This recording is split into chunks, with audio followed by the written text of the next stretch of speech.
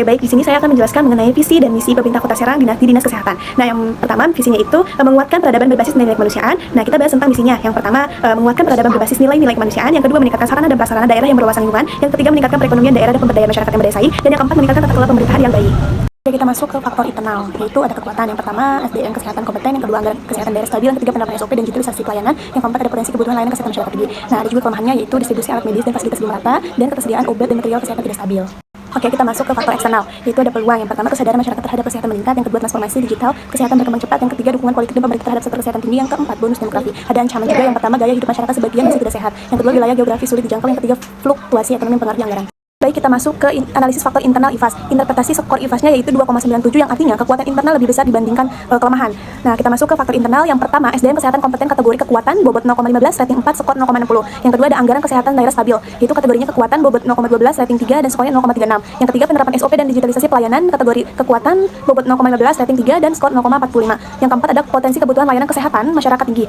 Kategorinya itu kekuatan bobotnya 0,20, ratingnya 4 dan skornya 0,80. Nah, yang kelima, ada distribusi alat medis dan fasilitas belum rata. Kategorinya kelemahan, bobotnya itu 0,13, ratingnya 2 dan skornya 0,26. Yang keenam, terakhir ada ketersediaan obat dan material kesehatan tidak stabil, yaitu kategorinya kelemahan, bobotnya 0,25, ratingnya 2 dan skornya 0,50. Dari keseluruhan total bobotnya yaitu 1,60 dan skornya yaitu 2,97. Oke, selanjutnya yaitu ke analisis faktor eksternal yang bisa kita sebut adalah EVAS. Nah, interpretasi skor EVAS-nya ini 3,05, yaitu yang artinya peluang eksternal lebih besar dibanding ancaman. Nah, faktor internal yang pertama, kesadaran masyarakat terhadap kesehatan kategorinya peluang, bobotnya 0,15, ratingnya 4 dan skornya 0,60. Yang kedua, transformasi digital kesehatan berkembang kategorinya peluang, bobotnya 0,15, ratingnya 4 dan skornya 0,60. Yang ketiga, ada dukungan politik pemerintah terhadap sektor kesehatan tinggi.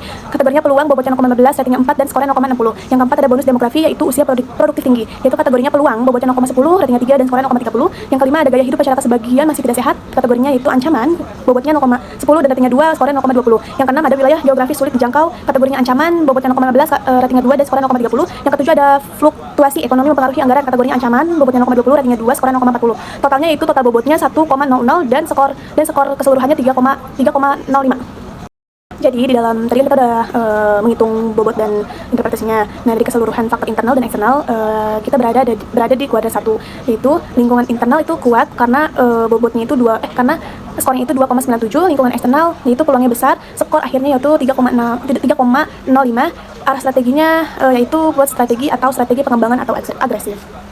Oke, kita bahas mengenai matrix SWOT, yaitu kita mengenakan dengan SO atau Sex Opportunity, yaitu mengembangkan program pemberdayaan kesehatan masyarakat melalui bonus demografi dengan cara membuat program yang membantu pemberdayaan kesehatan yang dipimpin langsung oleh kaum Gen Z, yang berupa membentuk duta kesehatan Gen Z di setiap kelurahan untuk menjadi fasilitator edukasi kesehatan, yaitu stunting, gizi, PHBS, kesehatan dan kesehatan reproduksi, dan dampingi juga oleh Puskesmas, yaitu bobotnya dengan 0,5, skornya 4 dan ratingnya 1,00. Baik, langsung saja kita bahas mengenai implementasi atau prinsip manajemen. Yang pertama, ada kejelasan tujuan, yaitu quality of objective, yaitu implementasi strategi kesehatan dimulai dengan penetapan tujuan yang jelas dan terukur. Dinas Kesehatan Kota Serang menetapkan prioritas seperti peningkatan layanan kesehatan, pemerataan fasilitas, penguatan pencegahan penyakit, dan peningkatan kualitas SDM kesehatan sebagai arah utama pelaksanaan program. Yang kedua, ada kolaborasi strategis, yaitu strategis alignment, yaitu seluruh strategi harus selaras dengan visi daerah dan kebutuhan masyarakat. Program kesehatan disesuaikan dengan hasil analisis IFAS dan EVAS, sehingga kebijakan seperti digitalisasi layanan, peningkatan pelayanan puskesmas dan pemerataan obat mengikuti perkembangan eksternal serta tuntunan masyarakat.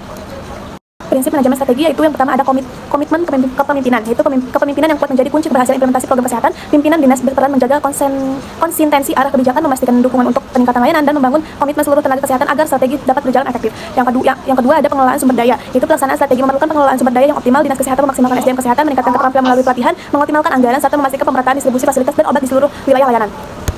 Lanjut, yaitu ada koordinasi dan kolaborasi. Koordinasi lintas unit dan kerjasama dengan berbagai pihak sangat penting. Dinas Kesehatan bekerja sama dengan puskesmas, rumah sakit, pemerintah daerah, komunitas, serta organisasi kemasyarakatan dalam penyuluhan, pemantauan kesehatan, penanganan penyakit, dan peningkatan layanan. Yang kedua, yaitu monitoring dan evaluasi. Setiap strategi kesehatan harus dipantau melalui sistem evaluasi yang berkelanjutan. Dinas Kesehatan melakukan monitoring digital, penilaian rutin atas kualitas pelayanan, pemeriksaan capaian program, serta menyesuaikan strategi berdasarkan dinamika eksternal seperti kasus penyakit, anggaran, dan kebutuhan masyarakat. Baik, kita masuk ke balance score record, yaitu BSC. Di sini finansialnya 88%, customernya 89%, internalnya 90%, dan learning and growth-nya itu 89%. Nah, jadi di sini ada yang pertama perspektifnya yaitu ada finansial, objektivitasnya, efisiensi anggaran, dan pemanfaatan layanan. Tujuannya yaitu mengoptimalkan penggunaan anggaran agar lebih efisien dan tepat sasaran. Indikator kinerjanya yang pertama ada realisasi anggaran BLUD optimal, pemanfaatan dana BOK efisien, penggunaan obat dan alat kesehatan tepat guna, dan sistem pembayaran ke layanan mempermudahkan akses.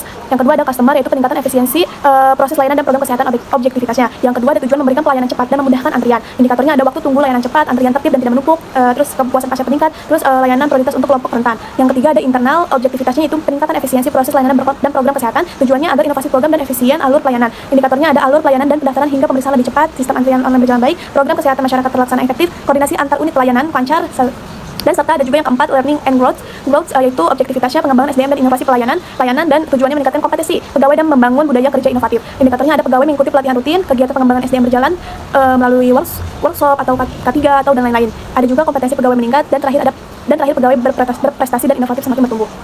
Jadi kesimpulannya itu, Dinas Kesehatan Kota Serang berada pada posisi growth strategi sehingga perlu memaksimalkan kekuatan internal untuk memanfaatkan peluang eksternal. Strategi SO dipilih untuk meningkatkan kualitas layanan kesehatan melalui pemanfaatan SDM kompeten, digitalisasi layanan dan kolaborasi lintas sektor. Nah, implementasi juga diperkuat dengan 6 prinsip manajemen. Yang pertama ada kejelasan tujuan, kelarasan ke strategi, terus komitmen kepemimpinan, pengelolaan sumber daya, koordinasi kolaborasi serta mentoring evaluasi. Melalui balance scorecard, yaitu seluruh perspektif menunjukkan peningkatan kinerja menandakan bahwa strategi berjalan efektif dan mendukung pengembangan layanan kesehatan yang berkelanjutan. Terima kasih.